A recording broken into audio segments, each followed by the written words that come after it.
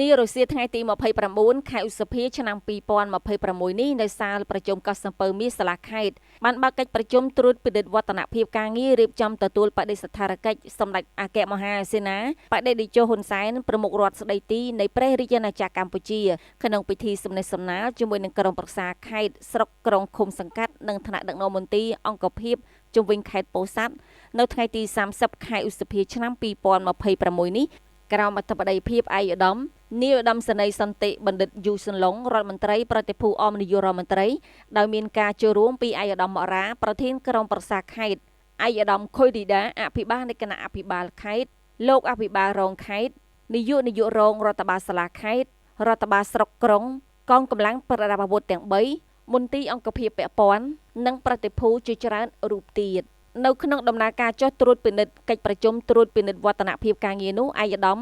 នាយឧត្តមសេនីយ៍សន្តិបណ្ឌិតយូសុនឡុងរដ្ឋមន្ត្រីប្រតិភូអមនាយករដ្ឋមន្ត្រីបានបើកកិច្ចប្រជុំពិភាក្សានៅសាលប្រជុំរបស់ខេត្តស្ដីពីផែនការបែងចែកភារកិច្ចលម្អិតនៃការទទួលខុសត្រូវក្នុងពេលមុនពេលនិងក្រោយពេលពិធីសំណេះសំណាលឯកឧត្តមបានស្នើដល់គណៈកម្មការរៀបចំបុណ្យជាតិអន្តរជាតិអាជ្ញាធរខេត្តស្រុកក្រុងឃុំសង្កាត់កងកម្លាំងប្រដាប់អាវុធទាំង3ព្រមទាំងផ្នែកពាក់ព័ន្ធដើម្បីធ្វើយ៉ាងណាឲ្យការប្រព្រឹត្តទៅធានាបាននៅសន្តិសុខស្រាប់ធ្នាប់ជូនថ្នាក់ដឹកនាំក៏ដោយអង្គពិធីទាំងមូលប្រកបដោយភាពរលូននិងជោគជ័យឯកឧត្តមនាយឧត្តមសេនីយ៍សន្តិបណ្ឌិតយូសុនឡុងបានដឹងថាសម្ដេចអគ្គមហាសេនាបតីតេជោហ៊ុនសែនប្រធានប្រសិទ្ធិនៃព្រះរាជាណាចក្រកម្ពុជានឹងអញ្ជើញជាអធិបតីភាពដ៏ខ្ពង់ខ្ពស់ក្នុងពិធីសំណេះសំណាលជាមួយនឹងក្រុមប្រឹក្សាខេត្តស្រុកក្រុងឃុំសង្កាត់និងថ្នាក់ដឹកនាំមន្ទីរអង្គភាពជុំវិញខេត្តពោធិ៍សាត់នៅថ្ងៃទី30ខែឧសភាឆ្នាំ2026ដើម្បីឲ្យកិច្ចដំណើរការទៅមានលក្ខណៈល្អប្រសើរនោះទាំងថ្នាក់ជាតិទាំងថ្នាក់ខេត្តនិងស្ថាប័នពាក់ព័ន្ធទាំងអស់បន្តយកចិត្តទុកដាក់ក្នុងការរៀបចំចាត់ចែងនិងបែងចែកទូនីតិភារកិច្ចរក្សាការពារសន្តិសុខសណ្ដាប់ធ្នាប់ឲ្យបានម៉ឺងម៉ាត់និងច្បាស់លាស់ទៅតាមគោលដៅដែលបានកំណត់ឯកឧត្តម